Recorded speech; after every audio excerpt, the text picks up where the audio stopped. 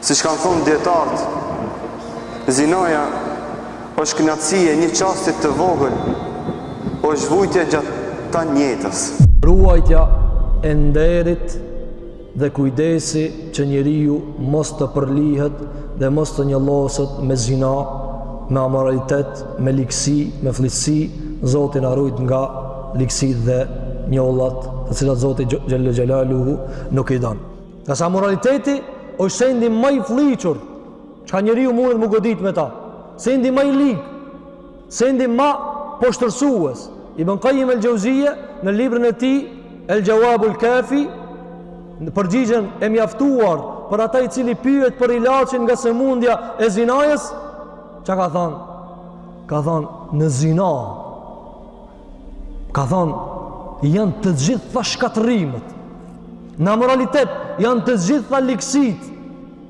Dhe shpesh ka thënë Zoti e bashkon zinajën me shirkun. Shpesh Allahu në Kur'an, vëllezër, e bashkon zinajën me shirkun.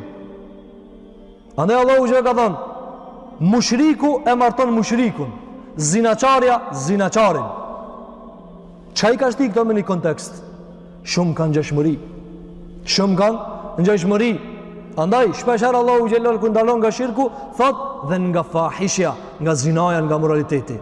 Andaj dietar kanë thënë, prej qëllimeve të martesës është ruajtja e nderit. Ruajtja e nderit. Pastaj ndër fjalë që i tha pejgamberi Allahut tha: s'ka kush që është më xheloz se Allahu Azza wa Jall. E Allahu është edhe më xheloz kur një rob apo një robëresh e Allahut bojnë amoralitet, zina. Pra vepra më e shëmtuar, më e urrejtur tek Allahu Azza wa Jall është amoraliteti, zinaj. Këtu përmendin me veçanti trit që të kenë frikën Allahut Azza wa Jall, që të ruhen nga zinaja, që të ruhen nga moraliteti, se i riu që thonë fjale e urtë e jona popullore se flituran, mendon se aty mbaron problemi. Jo vallahi, problemi i zinas vazhdon dhe i ftina e asaj vazhdon edhe mas pendimit. Vazhdon edhe mas të ubes. Të mos mendojnë se problemi i zinas dhe gjyraj mbaron aty kur ta mbaroj shpunën tonë. Jo vallahi, ta dini se vazhdon edhe ma pas. Istina asaj, pasojat e këtij mëkati, zotë janë të hatashme që ndoshta gjithë jetën i ngrej me vete. Para tregon një njeri i cili është i paralizuar dhe thot nuk e kam shkujt këtë shkeres dhe nuk kam tregu për këtë tregim, vetëm me shpresë që Allahu Azza wa Jall të më fal mëkatin dhe gjunajin dhe të marrin mësim të qartë.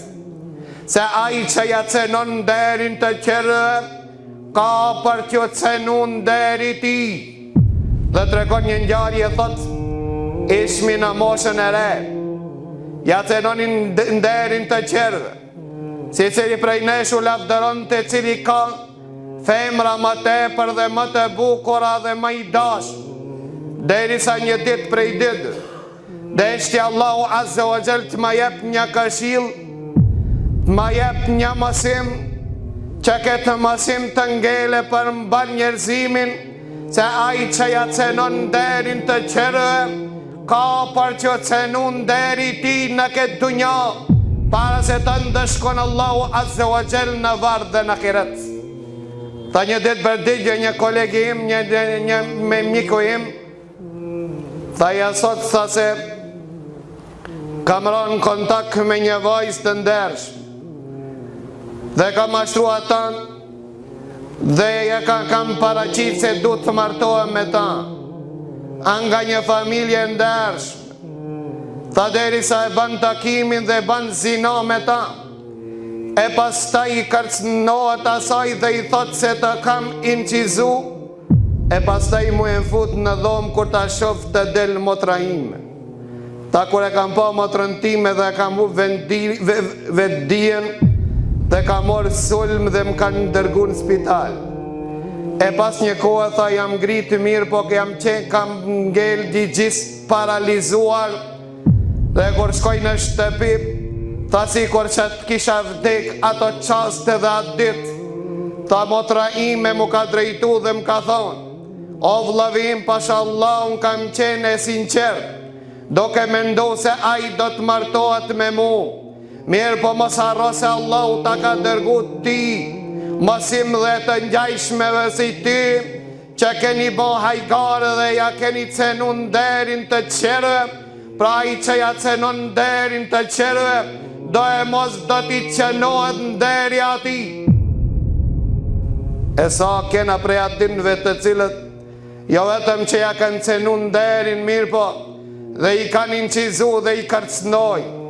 Sa prej tyre personalisht i njoh, të cilët nuk mjaftojnë me makat dhe gjuna, që e kanë i dhëru Allahun dhe krijuesin e tyre, mirë po vazhdojmë në krim edhe mëtej, në vend se t'i pendohen dhe të rregullojnë raportet me Zotin e tyre, mirë po edhe mëtej ata i kërcnojnë të qertë, mendojnë se Allahu Azze wa Jell nuk shiqon, mendojnë se Allahu Azze wa Jell haron, mirë po Allahu nuk haron.